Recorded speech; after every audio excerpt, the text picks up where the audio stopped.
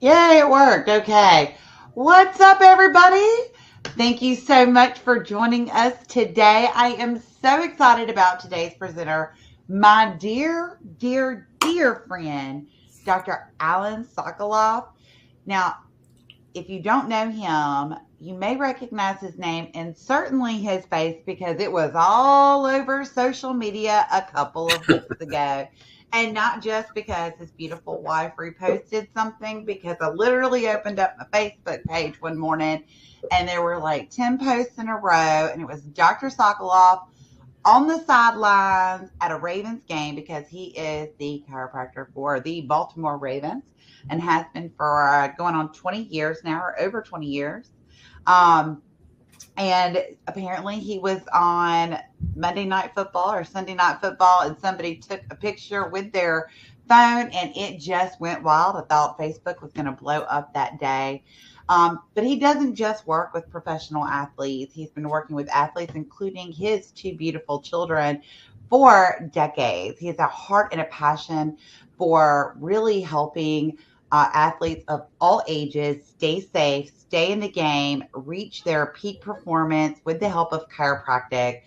The work that he's doing on educating communities from little league to the pros about staying safe, concussions, is just absolutely amazing. And he's going to share a little bit of that with us today and tell you how you can learn more going into the future. Be on the lookout because he's going to be around the country in 2024 and 2025. We're hoping to bring him to a city near you to talk more about this at state association events. Dr. Sock, thank you for being here. Amen. Thank you for having me. And I am excited. And if I'm not mistaken, this is a happy and sad day today. It's a happy day because you guys are wrapping up a kick butt webinar series, right? Which is leading to a new podcast that'll be coming out in Q1 of 2024. I'm really excited. Be the host of the podcast will actually be Dr. Ray Foxworth. So there's a press release that's going out soon, I believe, that's going to announce that I was just recently elected as vice chair of the Chiropractic Future Strategic Plan, which is the strategic plan for the chiropractic profession. Nice. And I'll be taking over as chair in 2025. So it's going to involve a lot of my time and attention. So Dr. Foxworth is going to be doing a podcast, hosting a podcast instead of doing the webinar series. So be on the lookout. We'll definitely keep y'all updated. Don't worry, it's going to be video as well as audio, so you can listen in whatever way you want to in the future. So yeah, sounds awesome. Well, I want to get right into it because I know people have to get back to patients. I have to get back to patients. Yes. So background on me. Yes, I'm involved in sports, but yes, I am also very active in treating patients and walking the walk and talking the talk. And this kind of information is just part of what I try to teach when I go out. And Christy, you mentioned it. Yeah, we try to get to all these different cities and we don't always get a chance to go everywhere. So we have a little solution to that, but doing live events is the best.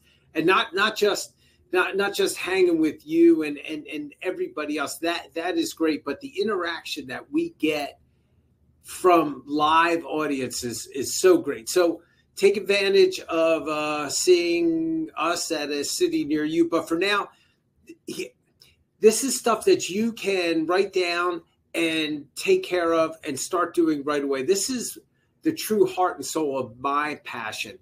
So when we talk about chiropractic and we talk about sports, this is a little different. We're not talking about the pros and the Olympic stuff here. We're going to be talking about what's going on in your neighborhood. And I don't think you know about all the opportunities that are out there and also the travesties. Let me kind of bring you up to date on a couple things. Like here in Baltimore, there has been an issue with the lack of athletic trainers at events, the lack of education to the public about concussions and sports-related injuries. There are people dying because of lack of education. How does a college wrestler die from heat stroke after not giving water? Who's missing the boat there? Why aren't more people being educated what to do? And I'll talk to you more about that, because this is just not an isolated incident. This is happening all the time. Why wait to call 911? Somebody did not educate. And this, what really opened my eyes is I did a speaking event in Oklahoma only to find out that 25% of the high schools, 25% of the high schools have an athletic trainer. Like what? Like someone described to me, it's, if you're playing in a football game or a contact athletic event, doesn't even have to be a contact athletic event. It's like going swimming without a lifeguard, right? You wouldn't do that. So from a chiropractic standpoint, there's opportunities for us. And I'll talk to you a little bit more about that. But this is even happening in flag football. So what better time than now to get involved with stuff like this, especially flag football, because everybody plays it and it's going to become an Olympic event.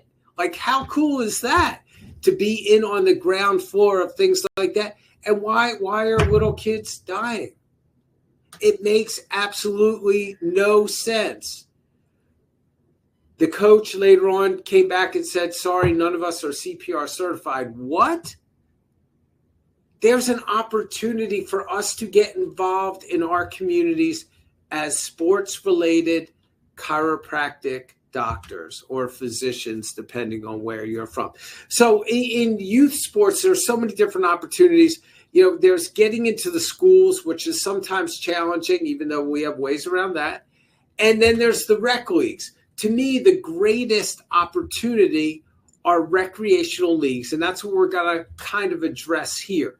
And there's so many different things that you could talk about to these rec coaches, to these rec parents, to these rec people. One is heat-related illness and dehydration, right? How to prevent that. We can learn how to teach that. We'll talk a little bit more about that. Prevention and recognition of concussion. Yes, this is certainly in our wheelhouse. We should be on the front lines if you're trained and if you learn to be able to do these types of workshops. And of course, preventing and recognizing sports-related injuries. These are things we have been doing for years, which is why we are so deeply seated in the medical community and the youth athletic community here where we are in Maryland. So who would your audience be? Who could they possibly be? Coaches. You saw earlier how coaches waited to call 911. Coaches did not supply adequate water. There are so many things that we can teach, but the biggest thing we need to teach, not just coaches, but everybody, is an emergency action plan. And I'll talk to you about that in a minute. Parents, right? Parents are the ones that are making the decisions, not the kids. Parents are the ones that should be helping you and helping the coaches better educate their kids.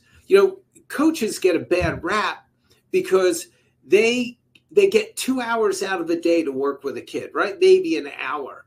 So all that other time, they don't know what kind of hydration level that kid has. They don't know that they've been sitting all day. They don't know. So the more we can get the parents to help the coaches, the better the whole bond. And then there's the student athletes themselves. Now, I've done lectures and workshops for coaches, for parents, like coach-wise, and I'll talk more about that, but you can get in front of the parents, you can get in front of the students, and I don't care if the student athletes, at 5 and 6 years old and up, you can teach about hydration. You can teach about if your urine isn't lemonade and it's more apple juice, then maybe you should be drinking more water. They understand that. You could be doing this. The important thing is find the decision makers. Who are the ones that are in charge of these leagues? There are the commissioners. You guys remember Commissioner Gordon, right? Athletic directors. There are sport supervisors that are in charge of each sport. And naturally, the coaches. So how do you contact them? Well, that's a great question. This has become so easy now. All you need to do is go to this thing called the internet. Go to Google. And I typed in Anne Arundel County, that's where I am, youth sports. And then it comes up, Anne Arundel County youth sports. So you click on that. And as soon as you click on that, then we see this. And then we click on youth sports. And then now you can find whatever you want. So when I dig in deep, let's see, what sport do I want to get involved with? Let's click on football. So I click on football, and the next thing that comes up is the commissioner, the person who's in charge, the supervisor for football. How easy was that to find out who the decision maker was? And so utilize this in your town, in your community. You know, there are not enough of us, not enough of you to be able to affect all the people will say, well, I want to be the chiropractor for this team, but they already have somebody and he's been there a bunch of years. And okay, that's fine. So how does that really help your practice anyway? What about the youth that are right around your office, right around your neighborhood? They are the ones that become patients. They're the ones that grow up and their kids become patients. This is easy. We should be doing this, but it's how do you get your foot in the door, right? There are a couple different ways. So asking, are there any kind of awareness programs that you have for your coaches now concerning emergency action plans, concerning concussion recognition and prevention, concerning injury prevention, concerning prevented heat-related illness and dehydration? And I will tell you that the answer is no. They do not have enough people educating the parents who are coaching these kids. Okay, so now the coaches aside. Yeah, we have all our coaches have to go through some certification. All right, so you did that. They checked that box. Well, do you have anything for the parents and the student athletes? No, they don't. Most aren't going to have anything for the coaches. So here's your opportunity to get in the door, to speak to parents, to speak to the kids. I don't like to speak to the parents. They're the decision makers, and educate them. And when I'm very upfront with the parents too. Look, don't bring me your concussed kid. Get them evaluated, but I want that kid after they've been cleared. So we're going to deal with the cervicogenic component of the concussion symptoms that may have. That's in my wheelhouse. There are a lot of DACBNs and other people that will deal more on the concussion side of things. And then to be able to say, what training do you have for your coaches? What training do you have for the parents? Somebody has an opening for you. And even the commissioners, do they know what they don't know? No. I guess that kind of made sense, right? So who's responsible during a game for taking a kid out or taking a kid out of a game or practice? And who's making the return to play decisions? You need to look into this to see what the laws and rules are in your county and in your state. In my county, I could write a return to play note for a recreational athlete. I cannot do it for a high school athlete. Not sure why, but that's just this county rule. And it's different in other counties in Maryland too. So you need to learn the rules. And here's where you can help. This is where we can make the biggest difference. It starts with learning, right? Learn about strategies for creating an emergency action plan if you want to take it in that far. What happens if someone gets hurt? Is there a plan? What happens if there's concussion? How do you recognize that there's a concussion? When do you pull somebody out and they can't play? Learning all of those things, to simple things that you've learned in school, like preventing sports injuries and recognizing sports injuries and what to do for sports injuries. And should I use heat or ice? When should I stretch? When should I mobilize? When should I immobilize? You have to learn. And there's so many opportunities to take this knowledge, share it with the public, and then kick butt back in your office. And that's what it's all about. This is a never stop learning thing. Look, I was down at FCA Naples, and I sat through some really good workshops, because even if you think you've heard things over and over again, there may be one or two things that you're missing. And then hopefully you pick up on those, and it's just something else to share. And if not that, watch the news. Watch the number of concussions that happen. Take what the NFL, college sports are showing you and pass it down to kids. I mean, that's what we do with the Professional Football Chiropractic Society.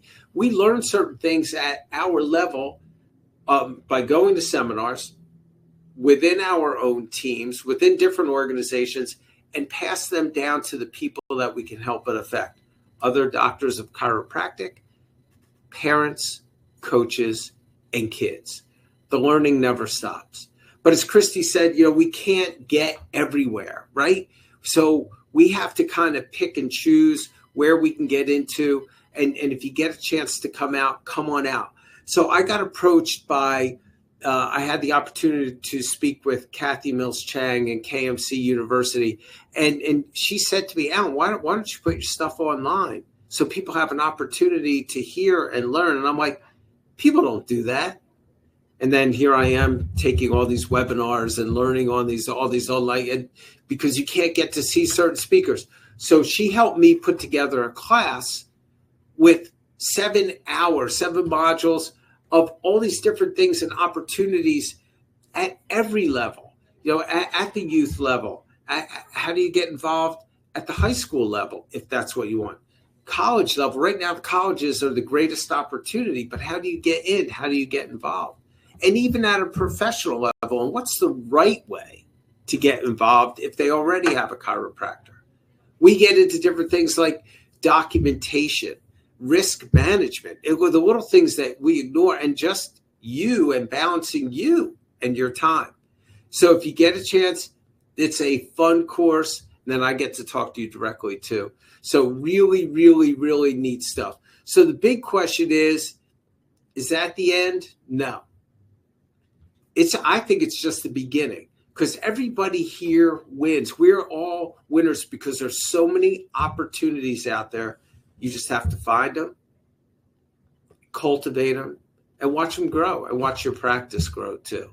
So, Christy, I hope I was able to provide you with information that you could take back to your community, even though you don't have little one anymore. So big. But it's simple. We just have to follow a couple simple rules and make it happen. I love it. I think it was fantastic. So if anybody has any questions, definitely pop them into the chat box. And if you are watching the recording of this, because the webinar recordings are not going away, you can always pop them into the chat box, or email me, Christy@ChiroHealthUSA.com, and we will get those questions over to Dr. Sock so we can get answers for you. I love the questions, because I'm being that I'm still practicing and still working with teams and doing this whole balance thing. It's not easy. But there are things that people can do to help their opportunities start, grow, and continue to grow. And really, really affect their practice in such a cool way. I totally agree. Not to mention just that, the the long-term benefits of educating your communities on things like this is going to save lives into the future. It amazes me when my son was little, and Saki and I have talked about this. He played soccer, he played baseball, and um, a lot of the kids that he grew up playing both of those sports with, they play year round. When I was younger, when I was little, we played for a season. Like, we didn't Yeah. play all year. And it just seems like parents and coaches today are pushing kids to play like athletes, like professional athletes, without the benefits of recovery and not understanding what all of what goes into post training, right? So, And so nutrition. I have a little different take on this than you do. I don't mind. Yes, they need rest, and I don't mind them playing year round, but as long as they're not playing the same thing. My youngest daughter plays soccer for the Naval Academy, but growing up, not only did she play soccer, she also did gymnastics and she danced. And that's why, I mean, I embarrass her when I say it, that her footwork is so good, but dance made a big difference in her life. And, like when she first started running in those, in the ladders up and down, in and out, and everybody else was tripping, she was like, oh, this is just another dance thing. Well, and it's not even that. It's really interesting. It's just being a part of this profession. I think it's not just how hard they play, how hard they train. Is that my son did have the benefit of having a chiropractor that he saw, at least weekly, if not more often. Even when he was doing taekwondo and competition taekwondo, especially in the weeks leading up to competition, he was going 2 to 3 times a week. And then even after post competition, the next week he'd be in there 2 to 3 times, just in the recovery process because he was training so hard. And like I said, you and I both know, like, the extent, like, being an athlete is a full-time job, right? It's what they eat, it's what they do, whether they're on the field or off the field. And, there's what we see on TV, and then there's the reality of what their lives are like. And there's a lot that goes into peak performance and being like that. And, so we want to make sure that our kids are staying hydrated, that they're eating the right things, that they're fueling their brain and their muscles and their ligaments and all of those things while they're training. So, it breaks my heart every time I see another headline that pops up on my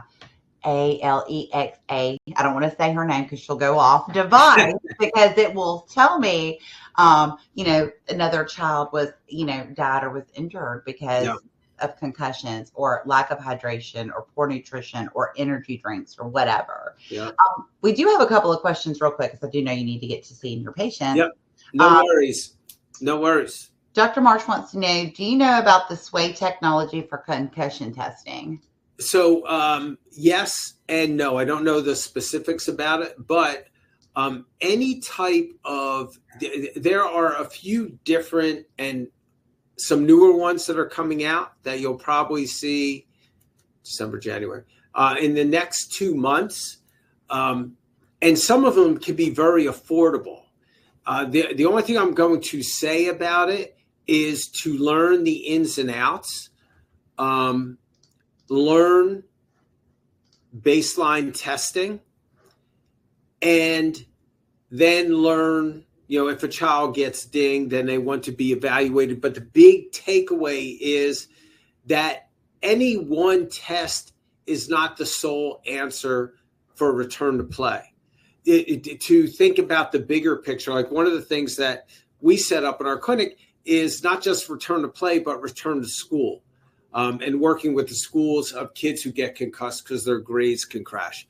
But being able and setting it up in a way that you're not selling your clinic in such a way that it's all tied to the whatever technology you use, that there's not just the physical side, there's the cognitive side, there's so as long as everything is taken into account. Look, you could do a best test. You don't need technology. You could pre-screen for balance, and Google BESS, and it'll give you step by step how to score the positions that the kid would need to get into, and pre-screen kids, and And if one of those kids get dinged, it could be a part of putting a diagnosis together to figure out what's going on with the kid and get him back to play.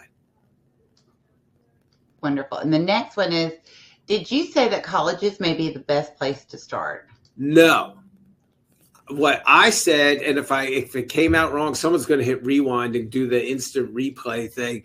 But colleges may be a great place to start, but it is right now one of the greatest opportunities for doctors of chiropractic that understand the time commitment of working in an athletic training room. That's how, like, a lot of this started for me is because of my experiences in athletic training rooms. And that's why the course is kind of cool, because we take you through a lot of it. But if you have some experience within an athletic training room, it's the best place to go to start, because there are so many colleges and so many don't have doctors of chiropractic. But then you have to figure out, okay, who just like in rec sports, who are you ultimately accountable to? Or is it a head athletic trainer, or is it an athletic director? Is it a physician? Who are you accountable to? And the biggest takeaway, so I have my Sweet 16 things of that you need to do to get involved and stay involved in sports. And number one is leaving your ego at the door.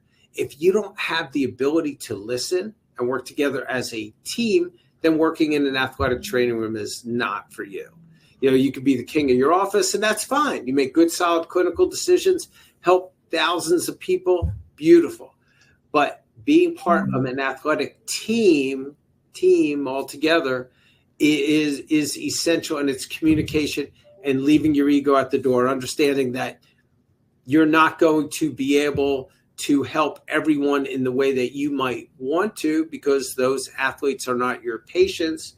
And if you're okay with that, one of the greatest places of opportunity. All right. Well, that looks like all of the questions. So again, guys, if you have questions bring it.